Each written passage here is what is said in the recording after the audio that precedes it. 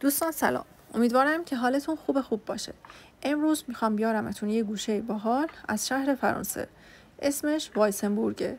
حالا نکته باحال و جالبی که این شهر داشت اینجوری بود که حال و هواش نصف فرانسوی و نصف آلمانی بود. دلیلش هم این بود که درست لب مرز آلمان و فرانسه است.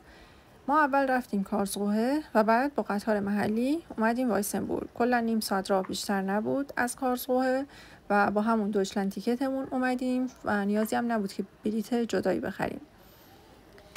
این شهر اینجوری بوده که قبلا فقط چند تا صومعه داشته، بعد تبدیل میشه به یک شهر امپراتوری و تو طول تاریخ هم هی بین آلمان و فرانسه دست به دست میشده. خلاصه اینکه وقتی تو کوچه‌هاش راه میری ممکنه هم آلمانی بشنوی و هم فرانسوی.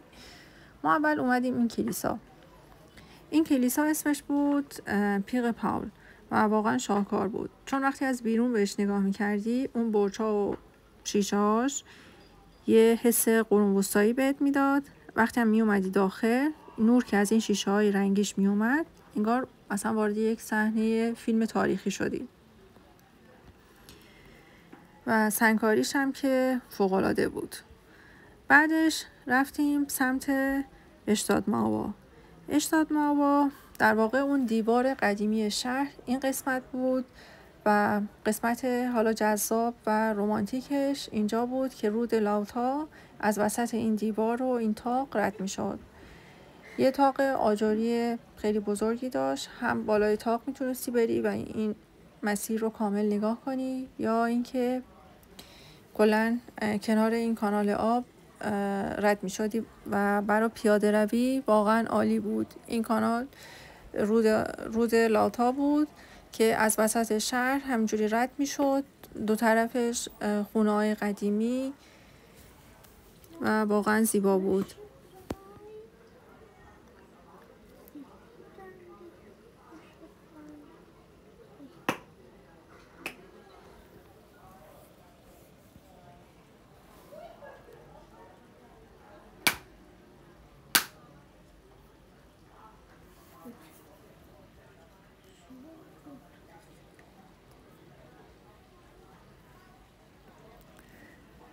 ما این مسیر پیاده روی رو که رفتیم رسیدیم به آخر شهر و این روده همچنان از وسط این شهر رد می شد و به شهرهای دیگه می رفت و این قسمت کشاورزی بود، فضای سبز، جنگل، اون طرف رودخونه و یک منظره خیلی زیبایی داشت.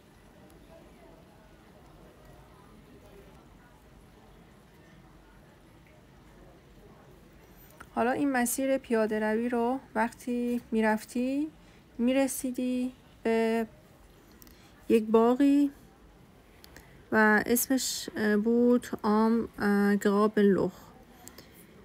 گرابنلوخ. در واقع یه جورایی ترکیب آب و دیوار بود. یه مسیر کنار خندق قدیمی با یه فضای سبز که میتونستی آروم کنار این رودخونه قدم میزدی.